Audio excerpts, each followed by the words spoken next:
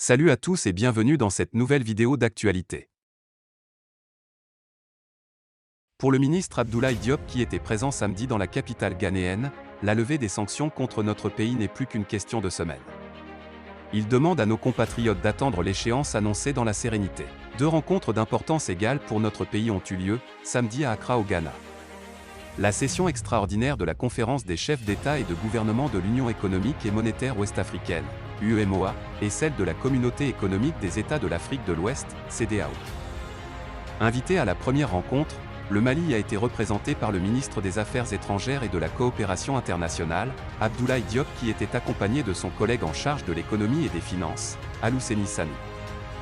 À l'arrivée de la délégation malienne au palais présidentiel du Ghana, aux environs de 14 h, les dirigeants ouest-africains s'entretenaient encore à huis clos sur la situation politique dans la sous-région. C'est à 17 h que la session de l'UEMOA a démarré et n'aura duré qu'une quarantaine de minutes.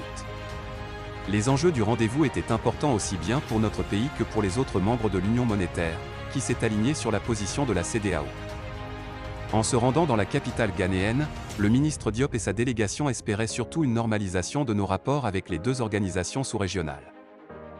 D'autres délégations officielles n'en espéraient pas moins, pour la simple raison que leurs peuples sont autant affectés que les Maliens par les restrictions financières et économiques imposées depuis le 9 janvier dernier. Ainsi, les conclusions des rendez-vous d'Accra ont déçu plus d'un.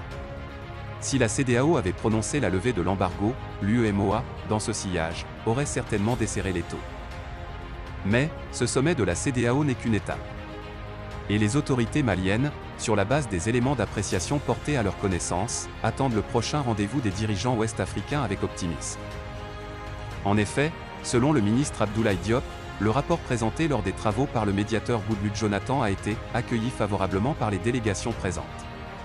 Ce rapport, a-t-il précisé, est basé sur les propositions faites par le gouvernement du Mali, dont celle relative aux 24 mois, 22 mars 2022, mars 2024. Les chefs d'État ont, cependant, souhaité avoir des éléments complémentaires concernant le chronogramme et le mécanisme conjoint proposé par le gouvernement malien pour assurer le suivi régulier de la mise en œuvre de ce chronogramme. Des informations détaillées sont attendues par rapport à ces aspects pour pouvoir lever les sanctions au niveau du prochain sommet ordinaire qui est prévu le 3 juillet prochain, a expliqué le ministre des Affaires étrangères et de la coopération internationale. Le chef de la diplomatie malienne s'est félicité du fait qu'une grande majorité de pays se soit prononcée en faveur des propositions faites par le Mali. Signe qu'il y a une dynamique positive au niveau de la communauté pour pouvoir aller de l'avant.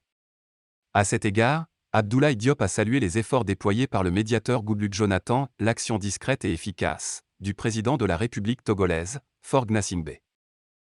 Pour le ministre Diop, la levée des sanctions n'est plus qu'une question de semaines. Nous devons être patients. Nous sommes dans une dynamique qui nous permettrait d'arriver à ça dans quelques semaines, a-t-il confié à la presse. Entre-temps, a-t-il insisté, les Maliens doivent garder leur sérénité, éviter de répondre aux provocations et continuer à regarder dans la même direction. Ce qui est important, c'est que les conclusions finales de ce sommet prennent en charge les propositions du gouvernement, donc les aspirations des Maliens pour les réformes sécuritaires, politiques et institutionnelles dans une période de 24 mois de transition. Le chef de la diplomatie malienne a invité les partenaires, CEDEAO, Union africaine, Nations unies, à soutenir notre pays dans la réalisation du chronogramme proposé. Pour lui, ils ont une certaine responsabilité par rapport à la tenue d'un certain nombre d'engagements qui permettent d'arriver à cette échéance. Merci d'avoir suivi ma vidéo et n'oubliez pas de vous abonner à ma chaîne.